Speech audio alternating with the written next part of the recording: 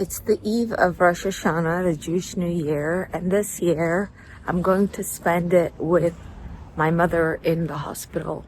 My mom's been in the hospital for a while now. She's been unfortunately very unwell. It's been really our expectation. Let me explain to you why I've been so anxious about this 2.5-day stay at the hospital. I know that being with my mother for Rosh Hashanah means observing the Jewish holiday fully. Rosh Hashanah is the Jewish New Year. For me, it's an incredibly loaded 2 days, and that's before spending it in the depressing corridors of a hospital oncology unit.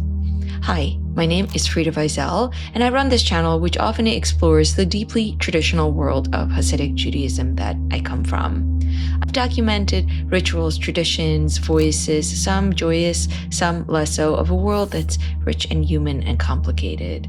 I've shared my own story of innocence, not fitting in, leaving, and then reconnecting. Today, I'm going to get up close to the Hasidic charity organizations for the sick through my experience at my mother's bedside. The truth is that there are some rituals of my childhood I now actively avoid. I have very strong, very difficult feelings about Rosh Hashanah. It's a 2-day holiday of repentance when you atone for your sins and you resolve to do better. It's serious, it's somber, with hours of very intense melancholic prayers. It's when your fate is decided. It's when it's decided if you should live next year. In order to observe it in the Orthodox way, you have to go offline. No touching your phone or computer. You can't ride a car or a train.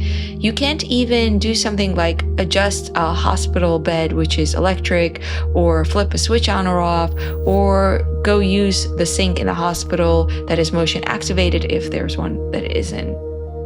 On this day, traditionally, women wear white aprons and scarves, kind of a very serious look, and they all go to the synagogue where there's a lot of crying, pleading with God for a good fate. In my childhood, we were woken on Rosh Hashanah at dawn to avoid sleeping away our luck. That's what the tradition was.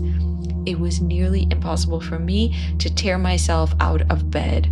That was the one time in the year I had to sleep in, and to this day, on Rosh Hashanah, I find that I regularly sleep away my luck. So this was never a holiday I felt at home in. What was catharsis and meaning-making for some people was for my young self an occasion to feel quite dreary and guilty. I just was glad it was over when it was. And I have not done an Orthodox Jewish Rosh Hashanah in more than 15 years. But here we are, desperate times. Let me explain.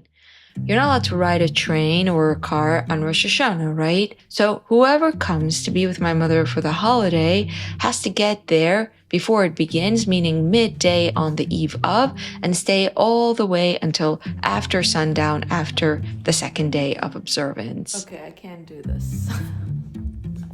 I'm really bad at vlogging. She did ask me to please come for Rosh Hashanah. My sister made a reservation for me for a free bed at a nearby apartment.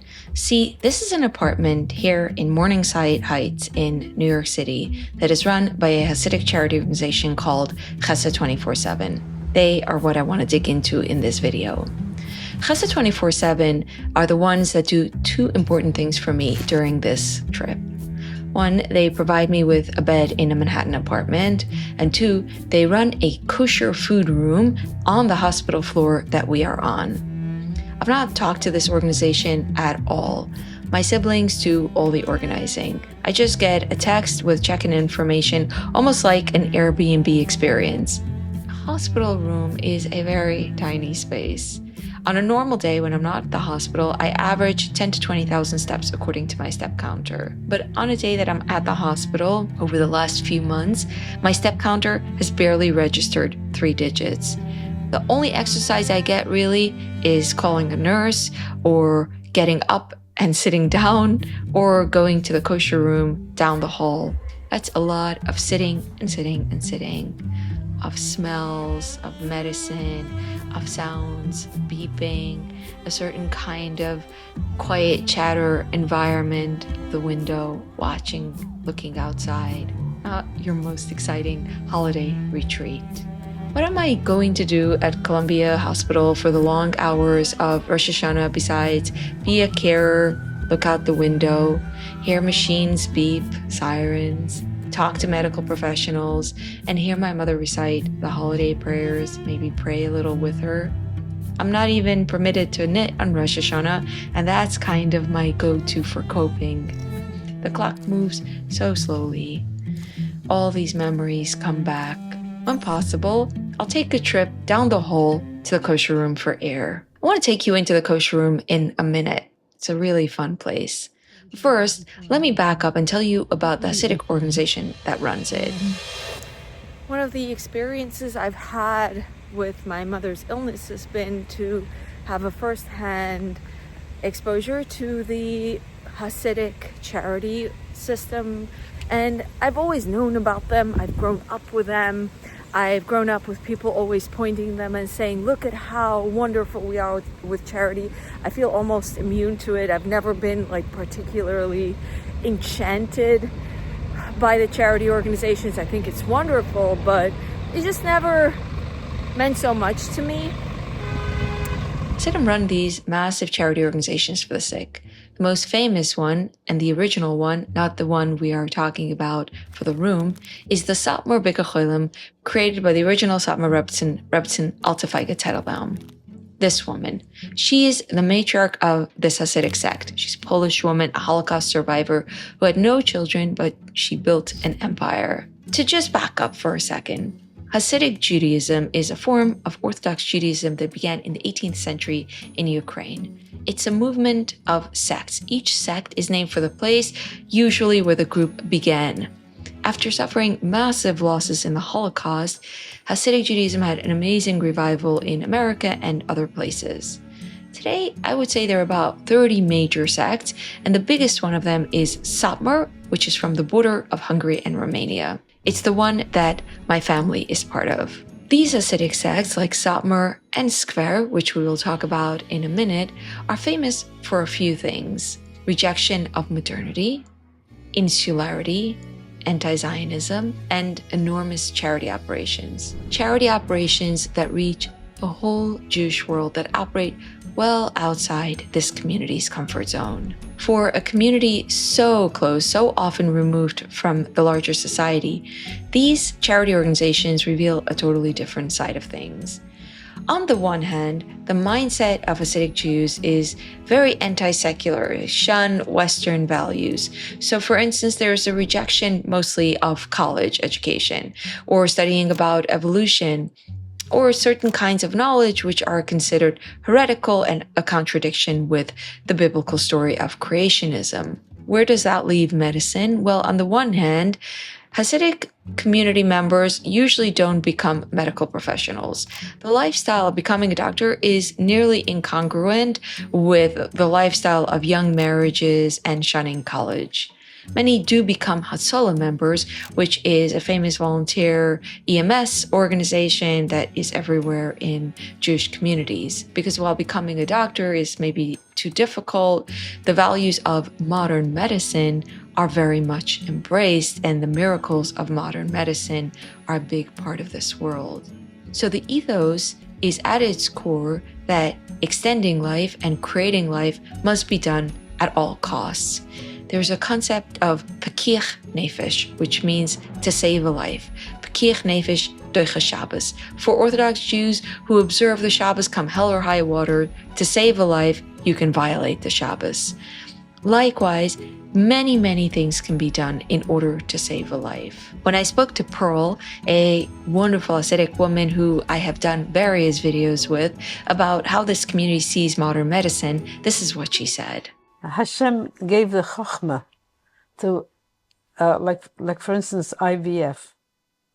IVF came out about maybe 35 years ago. And what a blessing it was that Hashem gave the knowledge to to doctors to how to assist this kind of reproduction. So where does this leave someone from the community with an illness? Well, it leaves them stepping out of the fold to receive the best care in Manhattan. Hasidic Jews regularly leave their Yiddish-speaking bubbles to navigate the labyrinth of modern medicine in the depth of Manhattan hospitals treated by top doctors. My mother both amazes me for her medical understanding and also for receiving such extraordinary care with the vigilant support of the entire enormous family. Not just once during my time sitting here do I reflect that if I were to get sick, I simply wouldn't have the kind of support that has made so much of my mother's recovery possible. A big part of the support she receives is from a bunch of hands of various Hasidic organizations, charitable organizations. They coordinate care, they recommend doctors, they review medical charts and provide all sorts of accommodations to make life in the hospital more doable. It's amazing that a community of broken English and very limited secular education is at the forefront of medical charitable support. Bikur Cholim, the Satmar charity, delivers free warm meals to my mother's room daily. On one of my first shoots as a YouTuber, long time ago, I went to the Bikur Cholim headquarters on Bedford Avenue in Williamsburg to ask if these ladies would agree to tell their stories for the camera. I made a case that the world should know the amazing work that they do. Yes, they might be camera shy usually, but this would benefit the community very much if they did a video with me. Hysterically, this woman declared that we are primitive and we are proud of it. We don't need outside. You don't need. And we don't need anyone to say, "Oh, they're so nice." We know we're nice. This was one of my most memorable moments in my early times as a YouTuber. But she was eager to tell me one thing about how this charity was not just looking inward. And we don't look if somebody is religious or irreligious. It doesn't matter. Everything about Bikur Cholim was so the example of why it would be true and it would totally be the opposite of true. This is not about modernity, but about a different community value, a value of Chesed, which means kindness, generosity, caring. I think it's something very particular to this community, a part of its communitarianism, the beautiful side of it. It is actually a very Jewish value. We can trace the deep Jewish value of Chesed through time and text. From the very Torah, the Hebrew Bible.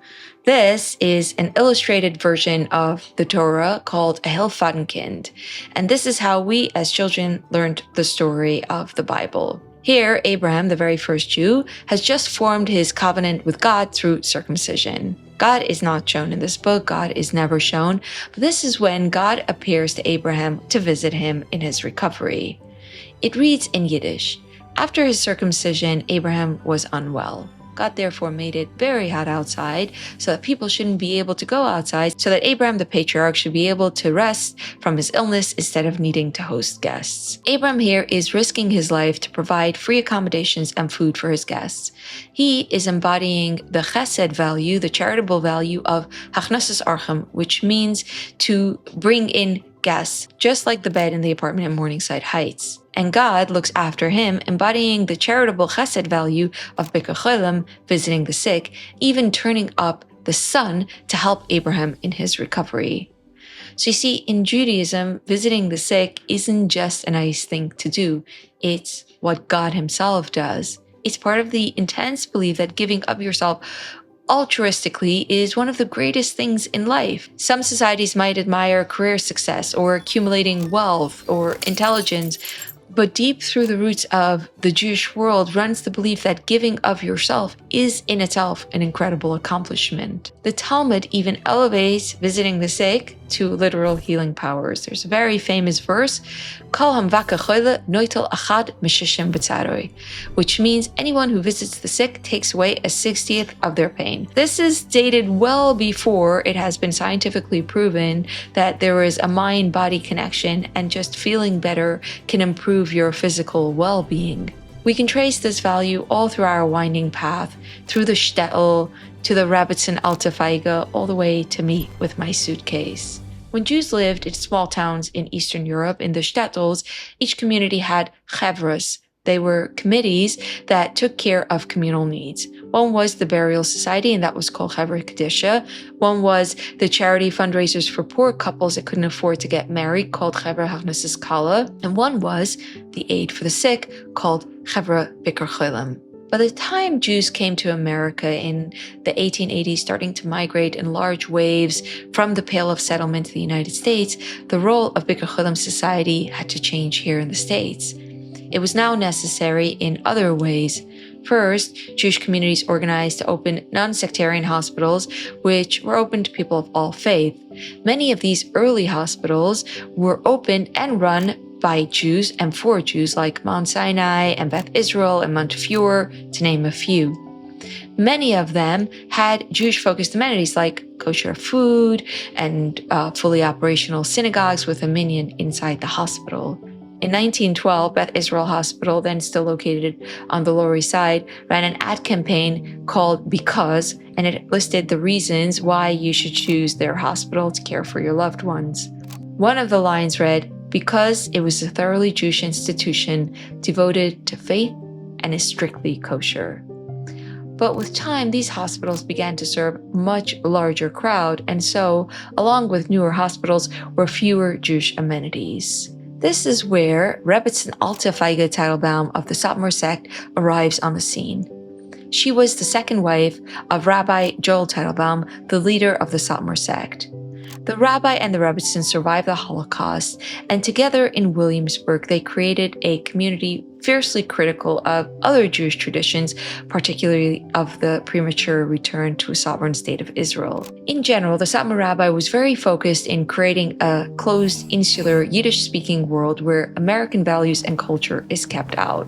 Yet, he also created a haven and community for many lonely, destitute Holocaust survivors. And who were more the lonely, the destitute than the sick Holocaust survivors?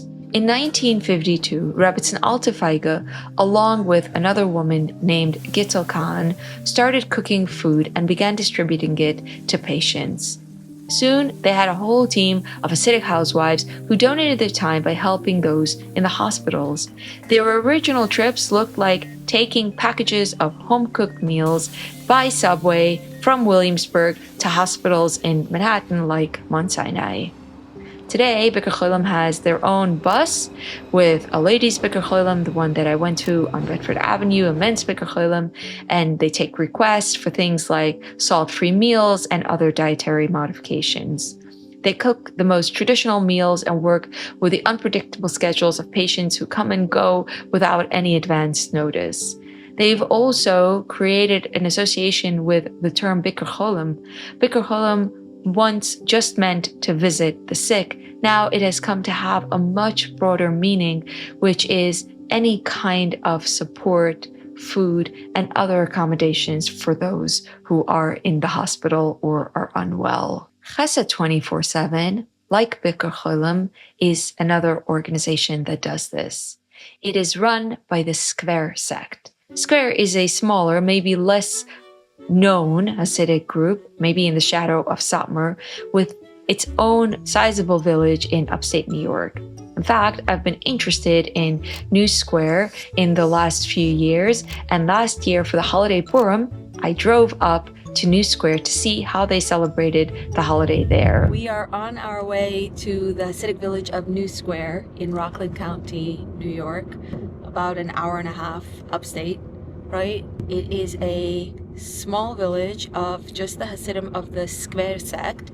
That's why it's called New Square, for the name Square, the name of the sect. I used to live here in Rockland County, right outside of New Square. Driving these old country roads brings back a lot of memories. I loved it here. Square is a group that originated in Ukraine. After World War II, the leader of Square, Rabbi Yaakov Yosef Twersky, established a community in Rockland County, New York in 1950s called New Square. Satmar would also establish its own community, its own village called Kiryas Joel, where I grew up, but Kiryas Joel wouldn't be formed until the 1970s. Square struck me as it always does, is quite similar to Satmar. It's hard to even articulate how Satmar and Skver are different. One Skver woman told me that Satmars are leaders and Skvers are followers. That was her way of describing it. It's not any factual, of course, basis. But I unanimously hear from everyone that Skver is particularly famous for their values of Chesed. This was a totally random run-in I had during my trip on Purim of driving around and taking in the singing and celebrations. I came upon two ladies. Edit it out, I will not be insulted. Okay. Fine. This was like my first time here, but through my daughter-in-law, she was able to arrange it with to have the use of one of the vans that he donated. So this is a big deal when you have to retrofit a van for wheelchair access. It's a big There's deal. nothing in Am Yisrael, to have the community, everybody's taking care of one another. It's so beautiful. These women were so eager to share their gratitude to New Square, which they were not part of, for the chesed they had received, but I wouldn't really appreciate what they were saying and where they were coming from until I myself, ex-Satmar woman, would be on the receiving end of chesed 24/7. During this time in the hospital, this trip, it's a very different holiday from Purim. It's not joyous drinking, partying, dressing up in costumes. It's a time that your sins are counted, where your fate is decided for the year, where it is decided if you will live. In my own way, I got a gift on this holiday, like these women, with a room down the hallway. This room, we call it the kosher room. It's a room that is filled with food, all sorts of delicious food. The moment I wake up in the hospital chair, I just feel this magnetic pull to the room. The fact that there's coffee in there has something to do with it. There is a lot of other things. I love rummaging through it and finding little gems of delicious foods. An apple treat kit. I feel my mood lifting. A staple of my childhood. There's a hot warmer with actually full meals with beef or chicken in them. The room is a madhouse on Rosh Hashanah with meals for the full holiday for different patients for the whole 2 days, and also people's own foods that they are storing here. In keeping with kosher, the room is divided in meat and milk. There are hot dishes I prepare for my mother, going back and forth with this and that. Need a spoon? I'm off. They need hot water? Okay, I'm going to the kosher room. I'll be right back. Ready to eat the holiday meal? Okay, let's start bringing out the dishes from the kosher room. There are a lot of people constantly coming and going into this room. They check the announcements for when there are prayers, where there are prayers, when the shofar is going to be blown, what the time the holiday begins and ends is. They get books, reading material, newspapers. They take toys. There's a lot of things for children. What do you have, little like Hanukkah gifts? Yeah, we have Hanukkah gifts and they're great for adults. We've got Rubik's Cubes, crosswords, things just to help make things feel a little more like Hanukkah. Oh, I see all sorts of people, Yiddish-speaking Hasidim, modern Orthodox people, yeshivish people, Russian-speaking people, some doctors, nurses, staff, patients, people who are here with patients, people I would know that are Jewish, people that I wouldn't know that are Jewish. Everyone says to each other's, a good Geben Shur, may you have a sweet year, may you be blessed with a good year, a refuah shalema, a speedy recovery. One time during the holiday, during one of my many, many trips, I arrived to the room and I find there what I would describe as a secular-looking woman outside the room. She looks to me like she might have something like Parkinson's because her hands are shaking very much as she's having a hard time opening the door. So I open the door for her and she walks in and she steps inside and she looks around and then she starts to cry and say, "It's so good to be here." In that moment, I feel a kind of a connection to her, a connection to my Jewishness that is so wholesome and so pure. I go back to my mother and I tell her what happened, and we kind of both have this moment of just sitting there quietly and feeling it. It's a kind of Jewish bigness that I didn't expect when I was thinking of a Hasidic style Rosh Hashanah with my mother. My mother and I spent a bit of time talking about Chesed 24/7, and later I get to know the organization a little better. Here's how Chesed 24/7 was born. One day in 1989, a square Hasidic couple headed uptown to a meeting with the president of Columbia University. Shulem Pesach and Chavi Greenberg had set up an appointment to discuss their plan to help accommodate Columbia's Jewish patients. At the meeting, they asked for a room in the hospital where they could provide kosher food and Jewish prayer books. To their surprise, the president agreed and Chesed 24/7 was born. The scale of their operations are enormous.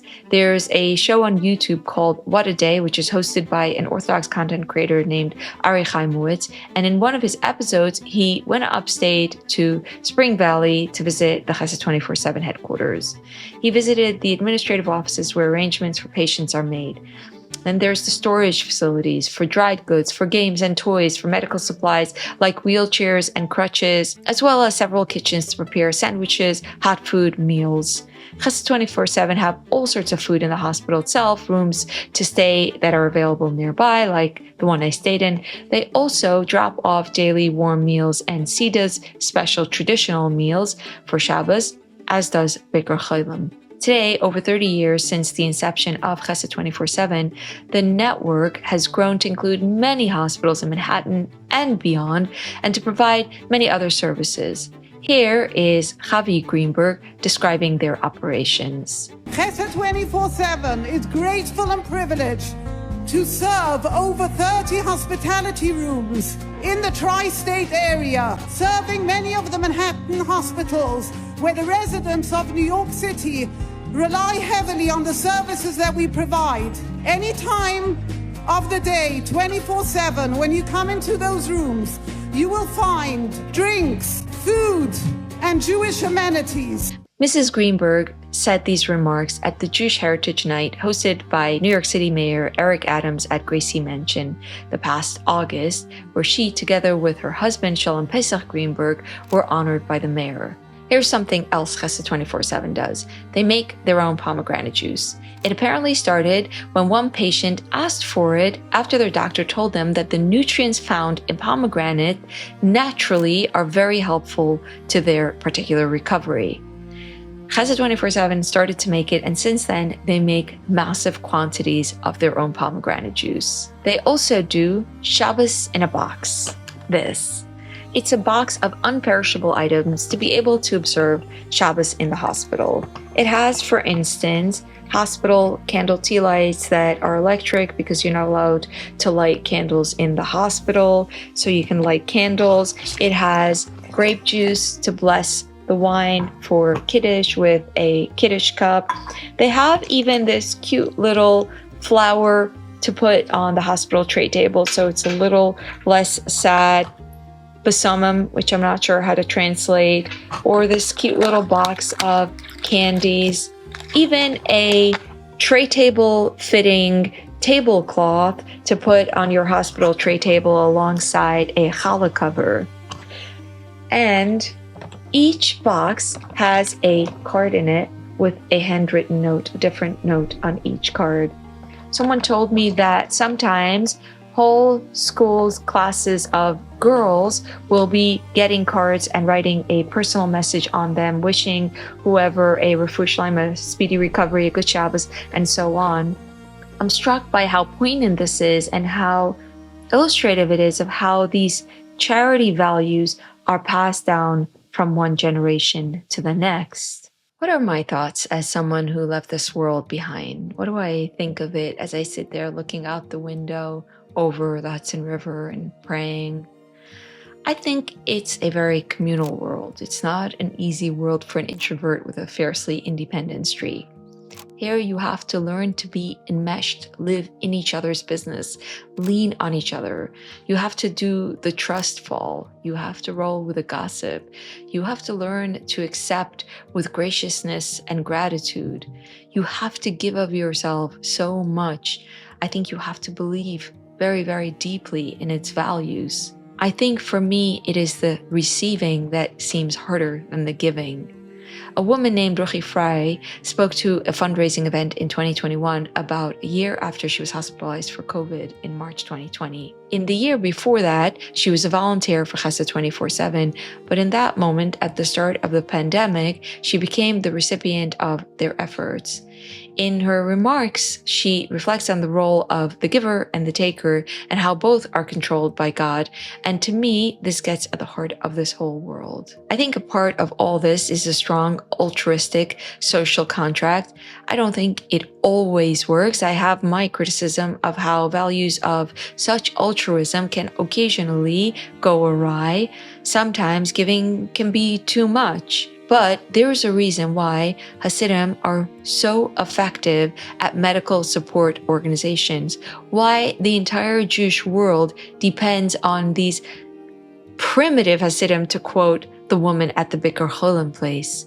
It's an ethos of such intense communitarianism. It overcomes all cultural barriers, and here in the hospital, we end up with a confluence of things like machines beeping, shofars blowing, the quiet sound of prayer, the quiet sound of doctors talking. It all flows together nicely. I'm grateful for all of it. Well, I'm back online after 2 days. It's such a beautiful holiday. Challenging, hard, but good in many ways. Meaningful.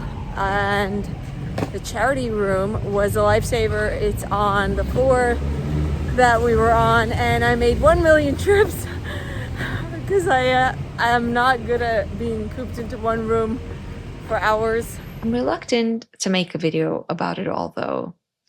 All through my journey, when I'd complain about certain things in this society, I was quick to be shut down with, but look at all our chesed.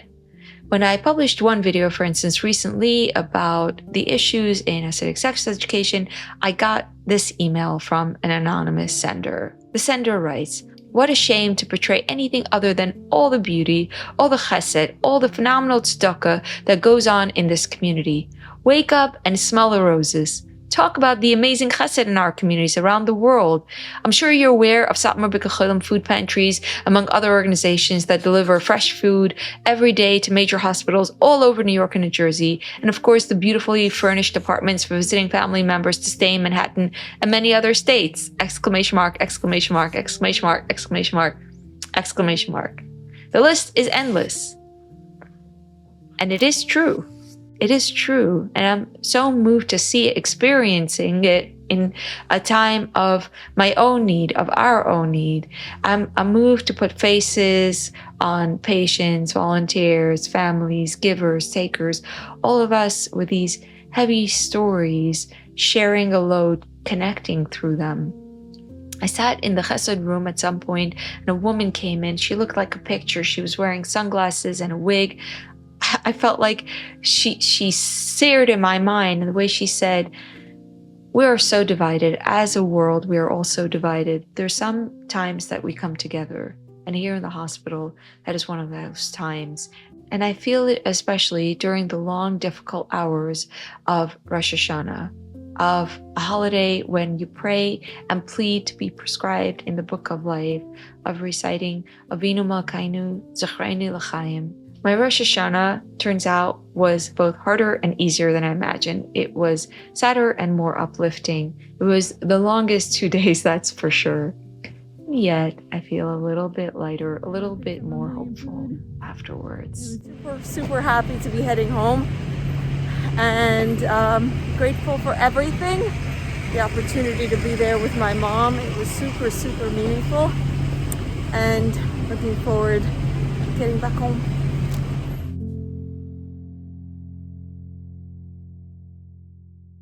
This video was recorded during the high holiday season of 2025.